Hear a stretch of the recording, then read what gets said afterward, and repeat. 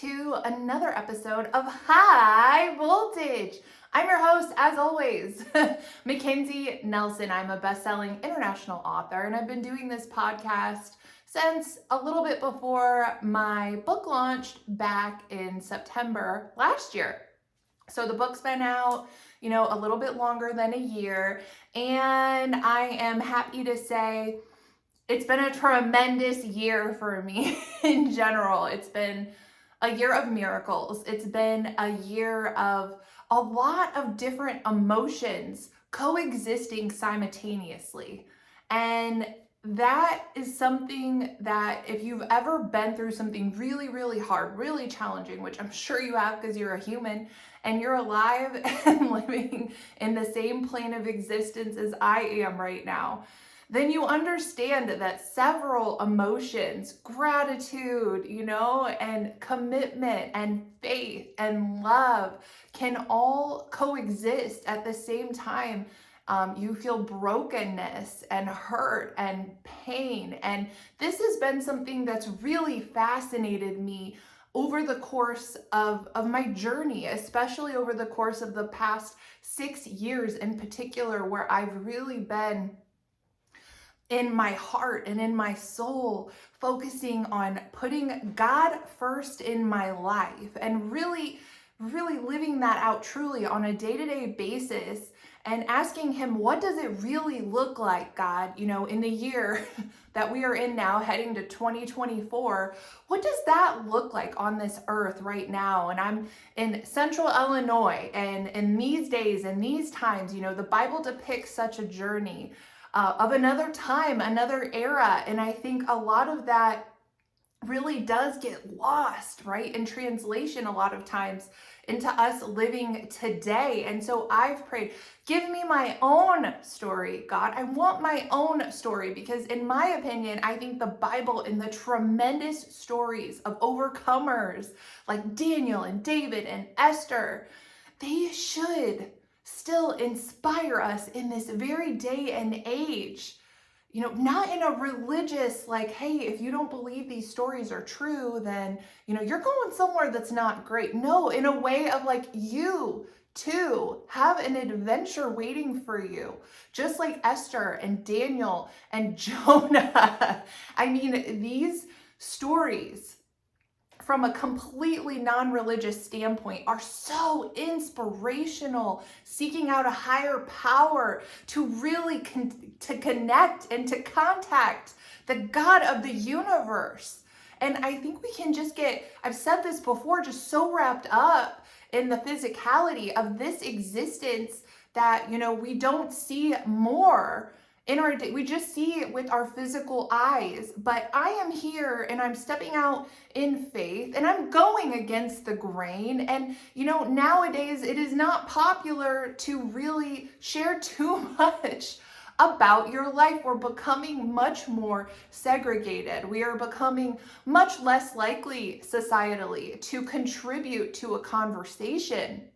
These are just things I believe and have noticed, as I am, dropping the kids off at different places or connecting with friends or walking into different atmospheres, I'm feeling a timidness in people's hearts, minds, and souls to where they feel they can't behave certain ways, that they're like, I am this person, but we're too wrapped up in, what are people gonna think? Right? And that really boils down to, who are you living your life for? Who are you looking to guide you? Who are you? And if you aren't and you're not thinking about this on a deeper level, I lived a lot of my life not thinking on any of these things in particular. This is a new journey for me of the past, like I said, since I had my little girl. I almost died after I had her. They had left some placenta behind and I was infected. And had it not been for my firm advocacy over my health with an emergency room doctor, I wouldn't be sitting here right now. And in addition to that, I have almost lost my life other ways as well. And so I believe my perspective is unique in the aspect that I know how quickly things can just be, it's done and that's it. And it really led me, like I write about in my book, to seek out like what is my purpose? What is my destiny? And I'd had dreams before then where I believe in dreams. I believe I see visions. These things are real. And I think some people, scientifically look to explain dreams, look to explain all of these other things. But if you are a faith-based person, God gave dreams back in biblical times just like he does now. And these dreams are leading me on a path, right, to reconciliation with my family and a greater purpose into showing everyone, and I believe we need this now more than ever. You can go through some really hard times, like estrangement. I've been estranged for the past 5 years from the maternal side of my family. And I mean, they were my heart and soul before all of this happened, and it was just ripped away. And I struggled deeply. I have struggled with this for years, trying to keep my heart soft while I have a lot of feelings of, this isn't fair, this isn't right, why am I being left out just because I'm doing what I believe God has called me to do? And this is what this show explores, right? The hard things in life, when you come up against them, you have no control, none, over how other people really act towards you or what, you can control who you're around, right? You can decide who you want to hang out with to a certain degree. You don't get to pick your coworkers. And in that environment, it's kind of the luck of the draw, so to speak. You don't get to pick certain people in certain situations. And the truth is, all you can really control is your response and how you respond to certain things coming your way.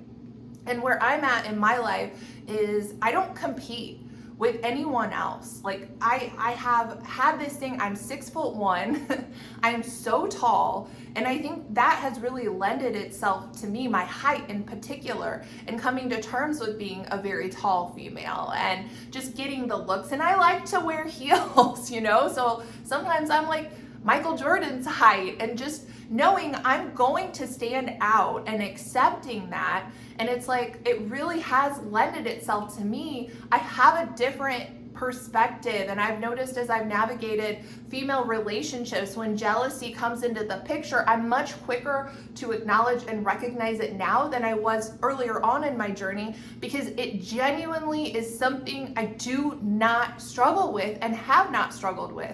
Abandonment, yes, I can tell you all about struggling with abandonment and the feeling of like, my biological father, I never got to meet him, and I never will, unfortunately. He died of lung cancer some years back. After I got on Ancestry, I connected with my biological side of my family and found that out, and was told during my upbringing through many different ways and stories that my biological father was in the mafia, and I could never contact him, and I was terrified. And this was not something that we ever spoke about or I ever got to talk about, despite trying over and over with my mom and my family. I either got, kind of like, oh, why are you bringing that up? You're being so dramatic. That was really the thing that really I got dismissed for, was being dramatic. And I am an outspoken, artistic person. I'm 6'1", and I mean, you can't miss me. But I believe I'm put into this body, I'm put onto the earth during this time period for such a time as this. And you really, the life you're living, it boils down to your perspective and how you're seeing the gifts you've been given. Are you, I could have taken my height at 6'1", slouched, and every day of my life begrudged my own existence, in high school, but I didn't do that. I stood up straight. I walked into a room and I said, you know what? I'm different. I knew this, and I knew every day would present a different challenge or a different set of questions. Like, did you play basketball? Like, you would not believe. I'm 42. I just turned 42.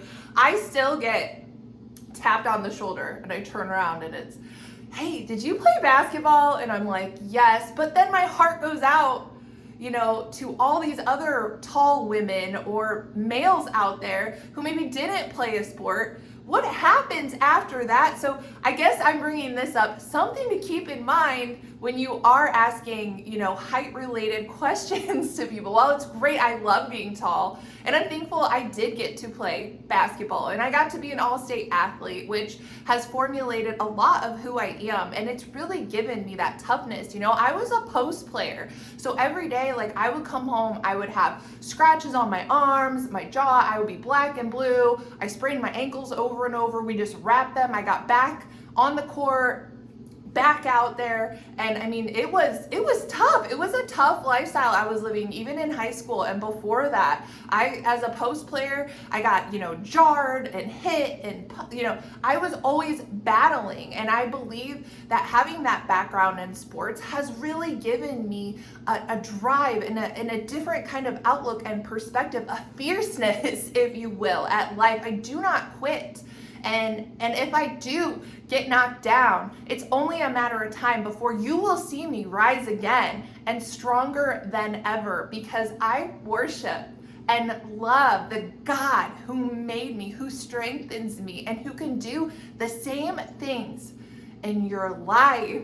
Do not be alarmed if you feel that everything in your life is unraveling and you feel unsteady, uncertain, and not sure where to look to. There is hope, and things may not come to fruition as quickly as you would want. They often never do. Draw strength from the Bible, from the heroes, from the stories in there. Draw strength right through how they got through adversity. And remember, in a lot of these timelines that you're reading, Joseph or Esther, they're playing out in a lot longer time period. I think in our day and age with technology and how quickly we've gotten used to question, answer, I think that's playing a lot into our discontentment when we have to recognize and realize, I've been praying into this estrangement with my family for 5 years.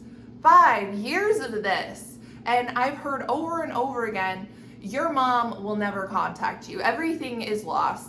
This is never gonna happen. I've been laughed at. And I'm like, I'm having dreams, I'm seeing visions, and I believe that these are leading me to a reunion with my mom for 5 years. And I am happy to say I am meeting her for coffee coming up this week. So there's hope there, right? I'm keeping my mind open and not putting too much on this, but I really believe that this is a miracle in itself that her and I are going to get the opportunity to sit down and have a conversation. Something I've wanted for my entire existence, and I'm really, if you guys could just join me in prayer, I am really excited to reconnect with her and hopefully with the rest of my family at some point, God willing. And I believe he is. I believe his heart, like I've said on the show, is for reconciliation, is for reuniting families. His heart is that he wants us all to live in cohesion with one another, at peace, and always looking for solutions that bring justice and goodness into our lives. And when you have a family that is dedicated to the Lord and looking to him for answers, it's going to always come to a reunion. And when you're willing to invest your heart and your faith, no matter how much time goes by, ask God for justice. Watch some previous shows if you're interested in that aspect. When this show airs, I will have already met with my mother. So thank you for keeping me in your prayers following that meeting. And I will pray into how much he wants me, to share with you going forward. But this is a huge deal, you guys. It is a prayer answered. And honestly, this is my life. I live a life of walking in miracles. I walk in the miraculous right here in Peoria, Illinois. And this show has been my testimony, as well as the book. It's a continuation of the book where you can follow and hear how I am standing in faith and trusting the Lord to come and answer some big things in my life. and I believe we're just getting started. Stay tuned, the best is yet to come. Have a great weekend, friends.